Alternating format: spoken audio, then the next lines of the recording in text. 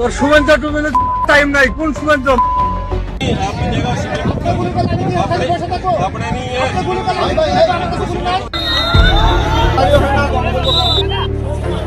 দর্শক, রাতের ঘুটঘুটে অন্ধকার, কাঁটাতারের বিভীষিকার, বন্দুকের নলের অহংকার সবকিছু যেন এক নিমিষে ধূলিসাৎ হয়ে গেল বাংলার এক সাধারণ সূর্য সন্তানের তর্জনীর ইশারায়।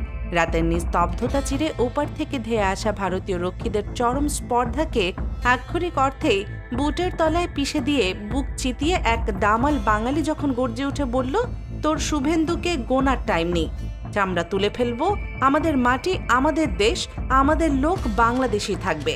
তখন সেই বজ্র কণ্ঠের হুঙ্কার শুধু ওই নির্দিষ্ট সীমানাতেই আটকে থাকেনি, সেই অকুত ভয় রণমূর্তির কাঁপন সোজা গিয়ে আঘাত এনেছে দিল্লির সাউথ ব্লকের মসনদে। তোর সুমেন্দ্র টুমেন্দ্র টাইম নাই, কোন সুমেন্দ্র?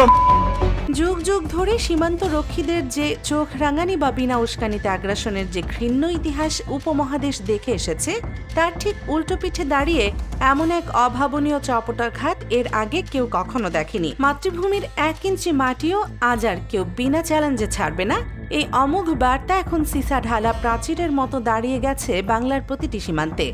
দর্শক, গত কয়েক সপ্তাহ ধরে বাংলাদেশ ও ভারতের সীমান্তগুলোতে এক নজিরবিহীন এবং চরম উত্তেজনাকর মনস্তাত্ত্বিক যুদ্ধ বা সাইকোলজিক্যাল ওয়ারফেয়ার চলছে। কারণ ভারত এখন এক নতুন এবং অত্যন্ত জঘন্য রাজনৈতিক খেলায় মেতে উঠেছে। তারা দলে দলে মানুষ এনে রাতের অন্ধকারে জোরপূর্বক বাংলাদেশের সীমানায় পুশিন করার এক সুপরিকল্পিত ও নগ্ন ব্লুপ্রিন্ট বাস্তবায়ন করতে চাইছে।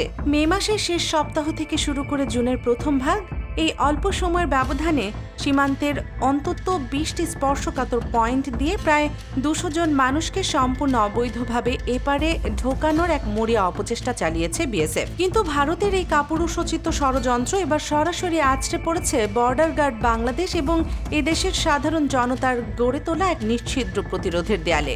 প্রতিটি পয়েন্টে, প্রতিটি রাতে বিএসএফ চরম অপমান আর চূড়ান্ত ব্যর্থতা নিয়ে লেজ গুটিয়ে পিছু হটতে বাধ্য হয়েছে। ভারতীয় বাহিনীর এই অনুপ্রবেশ করানো কৌশলটি ঠিক কতটা চতুর এবং নোংরা সেটি অত্যন্ত নিখুঁতভাবে উন্মোচন করেছেন বিজিবির দক্ষিণ পশ্চিম অঞ্চলের কমান্ডার। দর্শক, ভারতীয় অংশে কাঁটাতারের ঠিক গা ঘেঁষে রয়েছে তাদের নিজস্ব সীমান্ত সড়ক। বিএসএফ এর মূল লক্ষ্য থাকে রাতের গভীর অন্ধকার। চারপাশ যখন একদম সুনসান, তারা তখন বড় বড় ট্রাকে করে মানুষ বোঝাই করে ওই সড়ক দিয়ে কাঁটাতারের কাছে নিয়ে আসে। ঠিক যে মুহূর্তে তারা ওই অবৈধ মানুষগুলোকে বাংলাদেশের সীমানায় পুশিন করবে, ঠিক তার কয়েক সেকেন্ড আগে ওই নির্দিষ্ট এলাকায় সমস্ত ফ্লাইট লাইট বা সীমান্ত বাতি তারা ইচ্ছাকৃতভাবে নিভিয়ে দেয়।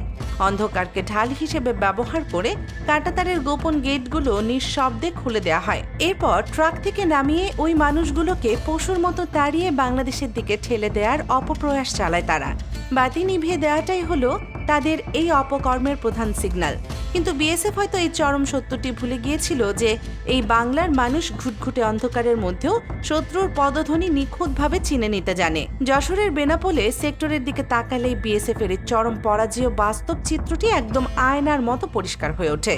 ভারতের সাদিপুর গ্রাম থেকে বাংলাদেশের রঘুনাথপুর সীমানায় 2 জুনের দৃশ্যপট ছিল এই ঐতিহাসিক প্রতিরোধের এক জ্বলন্ত সাক্ষী। 31 মে মধ্যরাত, ঘড়ির কাঁটায় তখন রাত অনেক গভীর। বিএসএফ তাদের চিরচেনা ব্লুপ্রিন্ট অনুযায়ী বাতি নিভিয়ে কাঁটাতারের গেট খুলে 10 থেকে 12 জনের একটি দলকে বাংলাদেশের দিকে ঠেলে দেয়। কিন্তু তারা ঘুণাক্ষরও টের পায়নি যে বিজিবি সেখানে ওত পেতেছিল। মুহূর্তের মধ্যে বিজিবির শক্তিশালী টর্চ লাইটের আলো ভারতের সেই অন্ধকার ষড়যন্ত্রকে চিরে ফেলে। শুরু হয় এক কড়া মাইকিং। বিজিবির এই বজ্র কঠিন বাধার মুখে ওই অনুপ্রবেশকারীরা এক কদমও এগোতে না পেরে 2 দেশের মধ্যবর্তী নো ম্যানস ল্যান্ডে আটকা পড়ে। জ্যৈষ্ঠ মাসের চামড়া পোড়ানো তীব্র দাবদাহ, মাথার উপর আগুনের মতো রোদ, সেই বৈরী পরিবেশের মধ্যে টানা 36 ঘন্টারও বেশি সময় ওই মানুষগুলো একটি গাছের নিচে পড়ে থাকতে বাধ্য হয়। নোম্যান্স ল্যান্ডে ছড়িয়ে ছিটে থাকা তাদের ব্যাগ আর কাপড় চোপড় প্রমাণ করছিল ভারতের কতটা চরম অমানবিক আচরণের শিকার তারা।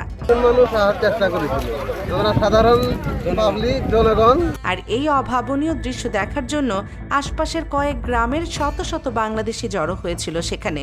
এই জনস্রোতই প্রমাণ করেছিল বাংলাদেশের সীমানা আজ উন্মুক্ত কোনো প্রান্তর নয়, এটি এক জীবন্ত দুর্গ। বেনাপোলের পর চাঁপাইনবাবগঞ্জের গোমস্তাপুরের বাঙ্গাবাড়ি সীমান্তে রচিত হয় প্রতিরোধ ও দেশপ্রেমের আরেক অভূতপূর্ব ইতিহাস। তারিখটা ছিল ৩ জুন। রাত তখন ২:৩০, চারদিকে নিস্তব্ধ। ঠিক এই সময়টাকে বেছে নিয়ে বিএসএফের ২৮ জন মানুষের একটি বড় দলকে বাংলাদেশের সীমানায় পুশিন করার দুঃসাহস দেখায়। কিন্তু এবার শুধু বিজিবি নয়, ভারতের এই ধৃষ্টতার জবাব দিতে রাতের ঘুম হারাম করে ছুটে আসে বাঙ্গাবাড়ির সাধারণ মানুষ। ২০ থেকে ৩০ জন নারী পুরুষের একটি দল বিজিবির কাঁধে কাঁধ মিলিয়ে শূন্য রেখায় গিয়ে বুক চিতিয়ে দাঁড়ায়। তাদের এই রুদ্রমূর্তির সামনে অনুপ্রবেশকারীরা আছড়ে পড়ে ফিরে যেতে বাধ্য হয়। টানা ২ দিন ওই ২৮ জন ব্যক্তি নো ম্যানস ল্যান্ডে অবরুদ্ধ অবস্থায় পড়ে থাকে। বাংলাদেশের সাধারণ জনতার এই অনমনীয় জেদ এবং বিজিবির কড়া ভাষায় ছুড়ে দেয়া হুঁশিয়ারির মুখে বিএসএফ শেষ পর্যন্ত মাথা নত করতে বাধ্য হয়। ৬ জুন গভীর রাতে চরম অপমান হজম করে বিএসএফ পুনরায় নিজেদের এলাকার বাতি বন্ধ করে অত্যন্ত সন্তর্পণে ওই ২৮ জনকে ভারতের ভেতরে ফিরিয়ে নিয়ে যায়। লজ্জায় এবং অপমানে এই ঘটনা নিয়ে ভারতীয় বাহিনী আজ পর্যন্ত আন্তর্জাতিক মিডিয়ায় একটি শব্দের মুখে আনা সাহস পায়নি। দর্শক, সীমান্তের এই বদলে যাওয়া দৃশ্যপট কোনো জাদুর প্রভাবে হয়নি। এটি বিজিবির এক মাস্টার স্ট্রোক এবং চরম দূরদর্শী রণকৌশলের ফসল। মে মাসের শেষ দিকে যখন গোয়েন্দা তথ্যে জানা যায় যে সাতক্ষীরার কলারোয়া সীমান্তের ওপারে ভারত অসংখ্য মানুষ জড়ো করছে, ঠিক তখনই পুরো দক্ষিণ পশ্চিম এবং উত্তরাঞ্চলের সীমান্ত জুড়ে হাই অ্যালার্ট জারি করা হয়। যশোর, ঝিনাইদহ, নওগাঁ, পঞ্চগড় থেকে শুরু করে পুরো বেল্টে বিজিবি সাধারণ মানুষকে সরাসরি এই প্রতিরোধ যুদ্ধে সম্পৃক্ত করে। স্থানীয় স্কুল, হাটবাজার এবং মসজিদগুলোতে বিরামহীন মাইকিং চলতে থাকে। সাধারণ মানুষকে বুঝিয়ে দেওয়া হয় বিএসএফ এর গোপন গতিবিধি। বাতি নিভে যাওয়া বা রাতের বেলায় গাড়ির আওয়াজ, এগুলো যে বিপদের সংকেত তা প্রতিটি সীমান্তবাসীর মগজে গেঁথে দেওয়া হয়। আর এই দুর্ধর্ষ রণকৌশলের ফল আসে হাতে নাতে। বাঙ্গাবাড়ি সীমান্তের সেই সাধারণ চৌকিদার আমিনুল্লাহর বীরত্বের কথাই ধরা যাক। তার বাড়ি কাঁটাতারের থেকে মাত্র কয়েকশো মিটার দূরে।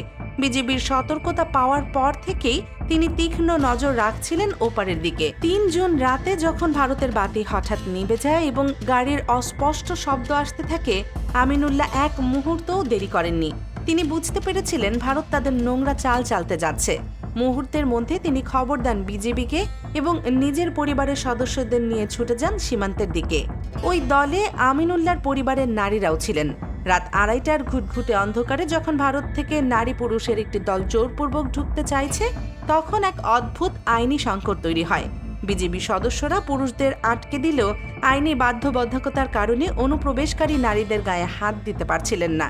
ঠিক সেই চরম মুহূর্তে এক অভাবনীয় সাহসিকতার পরিচয় দেন আমিনুল্লাহর বোন সহ অন্যান্য বাংলাদেশি নারীরা। তারা নিজেরাই সরাসরি সামনে এগিয়ে যান এবং ভারত থেকে ধেয়ে আসা ওই নারীদের শারীরিকভাবে আটকে দিয়ে ঘাড় ধরে পুনরায় ভারতের দিকেই ঠেলে দেন।